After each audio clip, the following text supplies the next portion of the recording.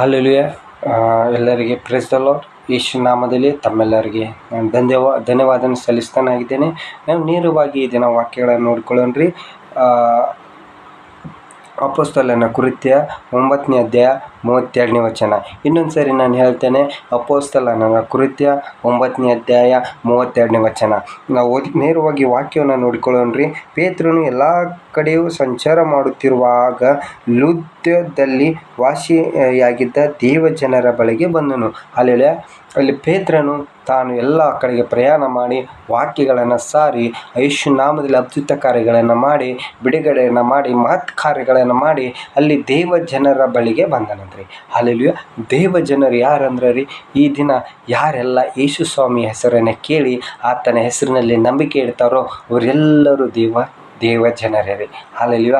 ನಾವು ಯಾರೆಲ್ಲ ಈ ದಿನ ಯೇಸುವಿನ ಸುವಾರ್ತೆಯನ್ನು ಕೇಳ್ತಾ ಇದ್ದೀವೋ, ಈ ವಾಕ್ಯವನ್ನು ನಾವು ಕೇಳ್ತಾ ಇದ್ದೀವೋ ಅವರೆಲ್ಲರೂ ದೇವ ಜನರು ಎಂಬುದಾಗಿ ದೇವರು ಕರೀತಾ ಇದ್ದಾನೆ ರೀ ತಮ್ಮೆಲ್ಲರನ್ನ. ಮತ್ತು ಅಲ್ಲಿ ಪಾರ್ಶ್ವವಾಯು ರೋಗಿಯಾಗಿ 8 ವರ್ಷಗಳಿಂದ ಹಾಸಿಗೆ ಮೇಲೆ ಬಿದ್ದಿದ್ದ ಅಯ್ಯನೆಂಬ ಒಬ್ಬ ಮನುಷ್ಯನನ್ನು ಕಂಡನು. ಅಲ್ಲಿ ಪೇತ್ರ ಏನು ನೋಡಿದಂತ್ರಿ, ಒಬ್ಬ ಪಾರ್ಶ್ವವಾಯು ರೋಗಿ 8 ವರ್ಷದಿಂದ ಹಾಸಿಗೆ ಮೇಲೆ ಬಿದ್ದಂತ್ರಿ. ಆ ವ್ಯಕ್ತಿನ ಈ ಪೇತ್ರನು ನೋಡಿದ್ದಾರೆ. ಹಲ್ಲೆಲೂಯಾ. ಈ ದಿನ ನೋಡ್ರಿ, ತಾವು ಯಾರೆಲ್ಲ ಕಷ್ಟದೊಳಗೆ, ದುಃಖದೊಳಗೆ, ನೋವುದೊಳಗೆ, ಕಣ್ಣೀರಿನೊಳಗೆ, ರೋಗದೊಳಗೆ, ಸಾಲದೊಳಗೆ, ಬಡತನದೊಳಗೆ ಯಾರೆಲ್ಲ ಬಿದ್ದಿದ್ದೀರೋ ಅವರೆಲ್ಲರೂ ಈ ದಿನ ಯೇಸು ಸ್ವಾಮಿ ನೋಡ್ತಾ ಇದ್ದಾನೆ ನಿಮ್ಮನ್ನು. ಹಲ್ಲೆಲೂಯಾ.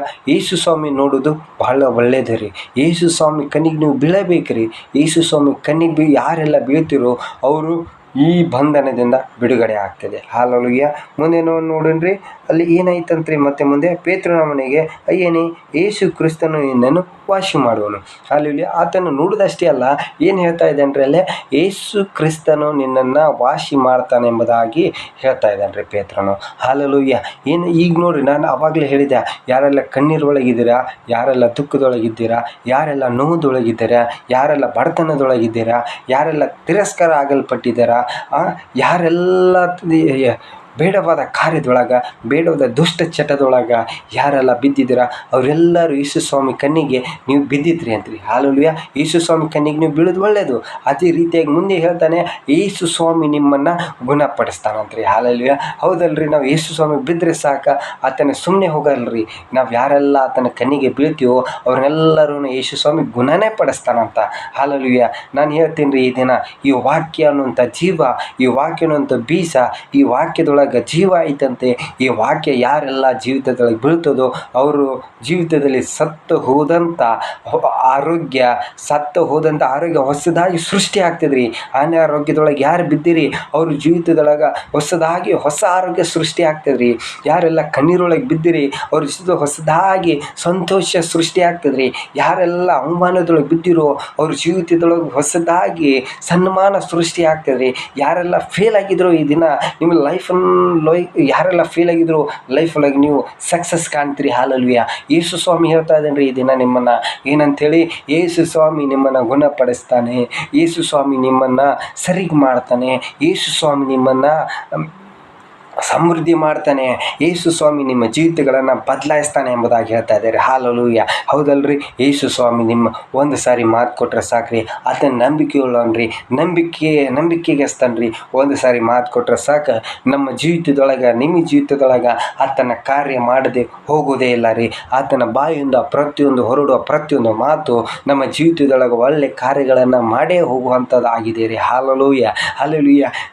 ನಾನು ನಂಬ್ತೇನೆ ರೀ, ಈ ದಿನ ಯಾರೆಲ್ಲ ಈ ವಾಕ್ಯಗಳನ್ನು ಕೇಳಿಸ್ಕೊಳ್ತಾ ಇದ್ರು ತಮ್ಮ ಜೀವಿತದಲ್ಲಿ ಹೊಸ ಕಾರ್ಯ ಈಗಲೇ ಯೇಸು ಸ್ವಾಮಿ ಮಾಡ್ತಾ ಇದ್ದಾನೆ ರೀ ತಮಗೆ. ಇನ್ನೊಂದು ನಾನು ಹೇಳ್ತೀನಿ, ಯಾರೆಲ್ಲ ಸಾಲದೊಳಗಿದ್ದೀರೋ ಅವರ ಸಾಲಗಳನ್ನು ತೀರಿಸುವ ಆತನ ಇದ್ದಾನೆ ರೀ. ಅದನ್ನ ಪರಿಸ್ಥಿತಿನ ಬದಲು ಮಾಡ್ತಾನೆ ರೀ. ಸಾಲಗಳನ್ನು ತೀರಿಸಿ ನೀವು ಸಾಲಗಳನ್ನು ಕೊಡೋವರನ್ನಾಗಿ ಮಾಡ್ತಾನೆ ರೀ. ಸಾಲಗಳನ್ನು ಕೊಡೋರಾಗಿ ಮಾಡ್ತಾನೆ ರೀ. ಅದೇ ವಾಕ್ಯ ಹೇಳ್ತಾಯಿದೆ, ನೀವು ಆಳಗಾಳಾಗಿದ್ರಿ ನಿಮ್ಮನ್ನು ಅರಸನಾಗಿ ಮಾಡ್ತೇನೆ ಅಂತ ಹೇಳ್ತಾಯಿದ್ರಿ. ಹಲ್ಲೆಲೂಯಾ. ಎದಕ್ಕಂದ್ರೆ ನೋಡ್ರಿ, ಮುಂದಿನ ವಾಕ್ಯದಲ್ಲಿ ಹೇಳ್ತದೆ ಏನಂತ ಹೇಳಿ, ನೀವು ತಪ್ಪಿ ಹೋದ ಕುರಿಗಳಾಗಿದ್ದಿದ್ರಿ, ಆದರೆ ನಾನೇನು ಮಾಡಿದ್ದೀನಿ, ಇವತ್ತಿನ ನಿಮ್ಮನ್ನು ಹುಡುಕಿಕೊಂಡು ಬಂದೀನಿ ರೀ. ನೀವು ಯೇಸುವನ್ನು ಹುಡ್ಕೊಂಡು ಬಂದಿಲ್ಲ ರೀ, ಯೇಸು ಸ್ವಾಮಿ ನಿಮ್ಮನ್ನು ಹುಡ್ಕೊಂಡು ಬಂದನ್ರಿ. ಹಾಲೆಲೂಯಾ. ಹೌದಲ್ರಿ? ಇಂಥ ಒಳ್ಳೆ ವಿಷಯ ಅಲ್ರಿ. ಲೋಕದಲ್ಲಿ ಯಾರೆಲ್ಲ ನಾವು ಕಳೆದು ಹೋದೀವಿ ಅಂದ್ರೆ ಯಾರು ನಮ್ಮನ್ನು ಹುಡುಕ್ತಾರೆ, ಯಾರು ನಮ್ಮನ್ನು ಹುಡುಕಾಡ್ಕೊಂಡು ಬರ್ತಾರೆ, ಯಾರು ಹೋದ್ರೆ ಹೋಗ್ಲಿ ಬಿಡು ಅಂತೇಳಿ ಬಿಡುವಂಥಪ್ಪ ಲೋಕದೊಳಗೆ ಇರುವಾಗ ಯೇಸು ಸ್ವಾಮಿ ಆದರೂ ನಮ್ಮನ್ನು ಹುಡುಕಿ ರಕ್ಷಿಸೋಗೋಸ್ಕರ ಬಂದನ್ರಿ. ಯೇಸು ಸ್ವಾಮಿ ನಿಮ್ಮೆಲ್ಲರನ್ನ ಪ್ರೀತಿ ಮಾಡ್ತಾನ್ರಿ, ನಮ್ಮೆಲ್ಲ ಪ್ರೀತಿ ಮಾಡ್ತಾನೆ ಅನ್ನೋ ಕಾರಣಕ್ಕೆ ರೀ ಆತನು ಕಲ್ಲುವಾರ ಕುರುಜಿ ಮೇಲೆ ತನ್ನ ರಕ್ತವನ್ನು ಸುರಿಸಿ ಎಲ್ಲವನ್ನು ತೀರಿಸಿದ್ದಾರೆ. ಹಾಲೆಲೂಯಾ. ನಿಮ್ಮ ರೋಗನ ತೀರಿಸಿದ್ರಿ, ನಿಮ್ಮ ಸಾಲನ ತೀರಿಸಿದ, ನಿಮ್ಮ ಕೊರತೆಯನ್ನು ತೀರಿಸಿದ, ನಿಮ್ಮ ಬಡತನವನ್ನು ತೀರಿಸಿದ, ನಿಮ್ಮ ಜಗಳಗಳನ್ನು ತೀರಿಸಿದ, ನಿಮ್ಮ ವೈರಿಯ ಸಕಲ ಆಯುಧಗಳನ್ನು ಯೇಸು ನಾಮದಾಗ ಇವತ್ತು ಎಲ್ಲವನ್ನು ಯೇಸು ಸ್ವಾಮಿ ಗೆದ್ದಾನ್ರಿ. ಹಾಲೆಲೂಯಾ. ನೀವು ದೇಹದ ಹಿಡಿಯೋದು ನಡೆಯುವಂಥ ಜನರಾಗಿರಿ ಈ ದಿನ. ಹಾಲೆಲೂಯಾ. ನೋಡ್ರಿ ಇನ್ನೊಂದು ವಾಕ್ಯ ಹೇಳ್ತದ್ರಿ, ಏನಂತಿಲ್ಲ ಅಪೊಸ್ತಲನ ಕೃತ್ಯ, ಅದೇ ಅಪೊಸ್ತಲನ ಕೃತ್ಯ 18ನೇ ಅಧ್ಯಾಯ 9ನೇ ವಚನದೊಳಗೆ ಹಿಂಗೆ ಹೇಳ್ತದ್ರಿ, ನೀನು ಹೆದರಬೇಡ,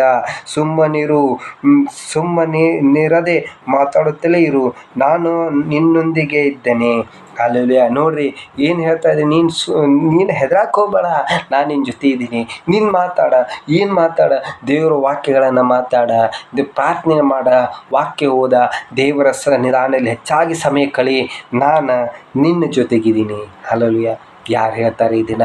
ಯಾರಾದರೂ ನೋಡ್ರಿ, ಲೋಕದೊಳಗೆ ನೋಡ್ರಿ, ನೀನು ಸುಖದೊಳಗೆ ನಿನ್ನ ಹತ್ರ ಐಶ್ವರ್ಯ ಇತ್ತು, ನಿನ್ನ ಹತ್ರ ಹಣ ಇತ್ತು, ನಿನ್ನ ಹತ್ರ ಆಸ್ತಿ ಇತ್ತು, ನಿನ್ನ ಹತ್ರ ನೇಮ್ ಇತ್ತು, ನಿನ್ನ ಹತ್ರ ಒಂದು ಒಳ್ಳೆ ಹುದ್ದೆ ಇತ್ತು, ಎಲ್ಲ ಜನರು ನನ್ನವ್ರು ಅಂತೇಳಿ ಬರ್ತಾರೆ. ಆದರೆ ನೀ ಎಲ್ಲವನ್ನು ಕಳ್ಕೊಂಡವನಾಗಿ ಸೋತವನಾಗಿರಿ, ಯಾರು ನಿಮ್ಮ ಹತ್ರ ಬರಲ್ರಿ, ಯಾರು ನಿಮ್ಮ ಜೊತೆಗಿದ್ದೀನಿ ಅಂತ ಹೇಳಂಗಿಲ್ಲ. ಆದರೆ ಯೇಸು ಸ್ವಾಮಿ ಹೇಳ್ತಾನೆ, ನೀನು ಯಾವುದೇ ಸ್ಥಿತಿಯೊಳಗಿರ, ಯಾವುದೇ ಗತಿಯೊಳಗಿರ, ಯಾವುದೇ ಸ್ಥಾನದೊಳಗಿರ, ನೀನು ಬಡತನದೊಳಗಿರ, ದುಃಖದೊಳಗಿರ, ಕಣ್ಣೀರೊಳಗಿರ, ರೋಗದೊಳಗಿರ, ನಾನು ನಿನ್ನ ಜೊತೆ ಇದ್ದೀನಿ, ಹೆದರಕ್ಕೆ ಹೋಗಬೇಡ, ನಾನು ನಿನ್ನ ಜೊತೆ ಇದ್ದೀನಿ ಹೇಳಿದ್ದೀನಿ. ಅಲ್ಲಲ್ಲಿ ಈ ಲೋಕದಲ್ಲಿ ಯಾರು ಹೇಳ್ತಾರೆ ನಿಮ್ಮನ್ನು? ಯಾರು ಮುಂದೆ ಹೇಳ್ಬೋದು, ಹಿಂದೆ ಹೋಗಿ ನಿಮ್ಮ ಬಗ್ಗೆ 4 ಚಾಡಿ ಮಾತಾಡ್ತಾರೆ. ಹಾಲೆಲೂಯಾ. ನಾನು ಹೇಳ್ತೀನಿ ರೀ, ನೋಡಿರಿ ಮುಂದೆ ಅದೇ ವಾಕ್ಯ ಹೇಳ್ತದ್ರಿ, ಅಪೊಸ್ತಲರ ಕೃತ್ಯ 9ನೇ ಅಧ್ಯಾಯ 32ನೇ ವಚನ ನಾವು ಮತ್ತೆ ತಿರುಗಿ ನೋಡ್ಕೊಳ್ಳೋಣ್ರಿ. ಏನು ಹೇಳ್ತದೆ ನೋಡ್ರಿ ಮುಂದೆ. ಆಯ್ತು, ಯೇಸು ಕ್ರಿಸ್ತನು ನಿನ್ನನ್ನು ಗುಣಪಡಿಸ್ತಾನೆ. ಯೇಸು ನಾಮದಾಗ ಯಾರೆಲ್ಲ ಈ ವಿಡಿಯೋ ನೋಡಕತ್ತೀರಿ, ಯಾರೆಲ್ಲ ಈ ವಾಕ್ಯಗಳನ್ನು ಕೇಳಿಸ್ಕೊಳಕತ್ತೀರಿ, ಯೇಸು ಸ್ವಾಮಿ ನಿಮ್ಮೆಲ್ಲರನ್ನು ಗುಣಪಡಿಸಲಿ. ಯೇಸು ಸ್ವಾಮಿ ನಿಮ್ಮ ಪರಿಸ್ಥಿತಿಗಳನ್ನು ಚೇಂಜ್ ಮಾಡಲಿ. ಯೇಸು ಸ್ವಾಮಿ ನಿಮ್ಮ ಮನಕ್ಕೆ ಸಮೃದ್ಧಿ ಕೊಡಲಿ. ಹಾಲೆಲೂಯಾ.